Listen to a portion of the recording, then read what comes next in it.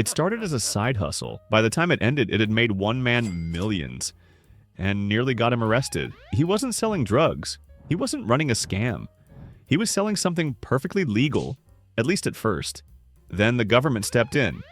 Not because it was dangerous, but because it was too popular. This is the story of the weirdest fortunes ever made. Bottled celebrity bathwater. Yes, you heard that right. In 2019, a British internet personality named Belle Delphine announced she was selling jars of bathwater she claimed to have bathed in herself. At $30 a jar, it started as a tongue-in-cheek stunt aimed at her online fan base. It should have ended as a weird meme. Instead, it became a gold rush. The first batch sold out in under 3 days. She restocked, sold out again. Online resellers flipped her $30 jars for over $200 each. Demand went global. Then came the controversy. Critics called it a scam. Health agencies warned people not to drink it. Yes, some actually did. Customs officials in certain countries started seizing shipments, claiming the product violated import laws. But the money was already made. Belle reportedly cleared 6 figures from bathwater alone, without even counting the publicity boost that skyrocketed her online following. It was part shock marketing, part performance art, and part very strange capitalism. Normally, when the media attacks a product, sales tank. Belle's bathwater did the opposite. Every time a news outlet mocked it, orders spiked. When health officials warned people not to drink it, more people bought it just to say they had.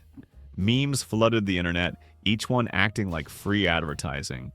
Her biggest sales surge came after a viral tweet claimed someone had gotten sick from the bathwater. It wasn't true, but the rumor worked like rocket fuel.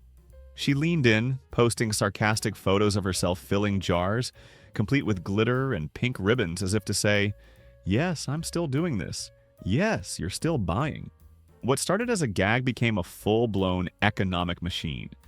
And Belle proved something dangerous. If you make the internet angry enough, they'll make you rich. Of course, there was one problem. Her next product launch would push things too far, triggering legal threats, a police investigation, and a media firestorm. Fresh off the bathwater boom, Belle decided to up the shock factor. Her next idea? Gamer Girl Pee.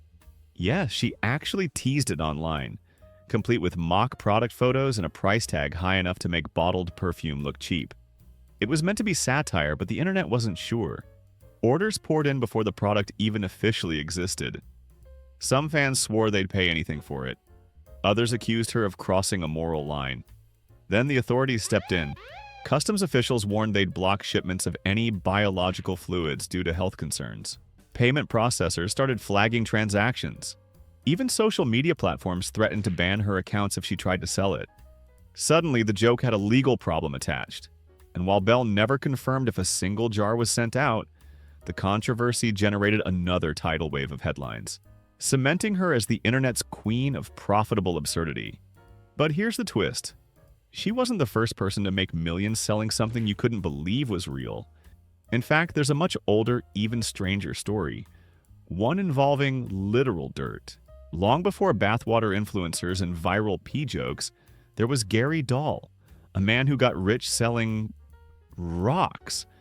Not gemstones, not minerals, just plain, ordinary rocks from the ground. In 1975, Gary came up with the idea for the pet rock.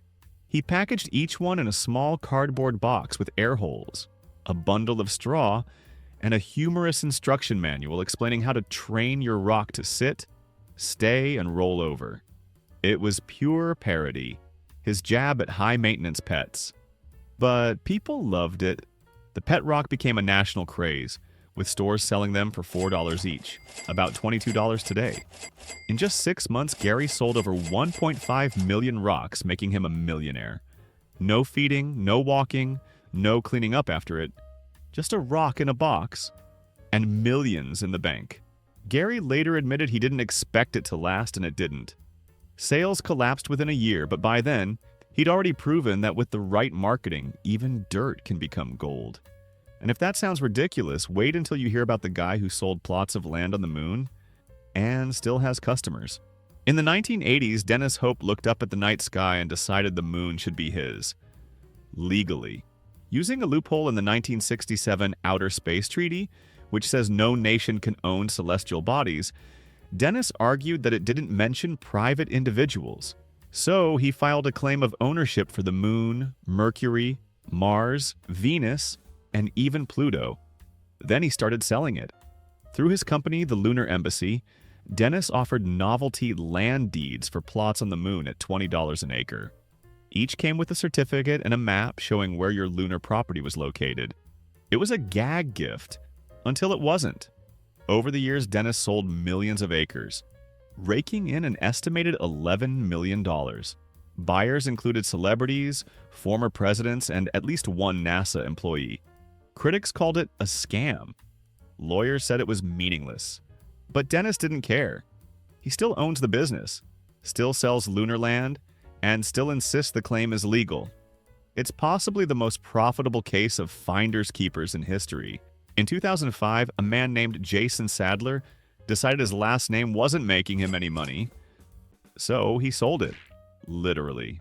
Jason announced he would legally change his surname to match the highest bidder's brand name for a year. Companies could own his last name in exchange for cash and publicity. The first year, like Headsets.com paid him $45,500 to become JasonHeadsets.com. The stunt went viral. The next year, Surfing Magazine paid him $50,000 to be Jason Surfing. Each year, he auctioned off his name again, and companies lined up. Over 4 years, Jason pocketed more than $200,000 just for swapping names on legal documents, his driver's license, and his social media accounts. When asked why he did it, Jason said, "It's the easiest money I've ever made." Which, considering the competition on this list, is saying a lot. It turns out your identity isn't priceless. It just has a starting bid. And if you think that's as far as human absurdity can go, just wait. Because our final story is about a man who made millions selling something that doesn't even exist. In 2012, Italian artist Salvatore Garau sold a sculpture for over $18,000. The catch? There was nothing there. The piece, titled Io Sono, I Am, was completely invisible. No marble, no metal, no glass, just empty space. Garau insisted it wasn't nothing. It was a work of art that existed in the mind of the viewer. The buyer received only a certificate of authenticity and instructions on where to display it in a 5x5 foot space, free of obstruction, in any private setting. Critics called it pretentious. Others called it genius. Garau defended it, saying, "Even when we don't see it, it exists, like energy." And here's the wild part. This wasn't a one-off stunt. Other invisible pieces of his have sold for thousands, proving that in the right market, even pure imagination can be monetized. From bathwater to moon deeds, from dirt to air, the lesson is the same. You don't need a groundbreaking invention to get rich. Sometimes you just need an idea strange enough that people can't decide if it's brilliant or insane, which in this world is often the same thing.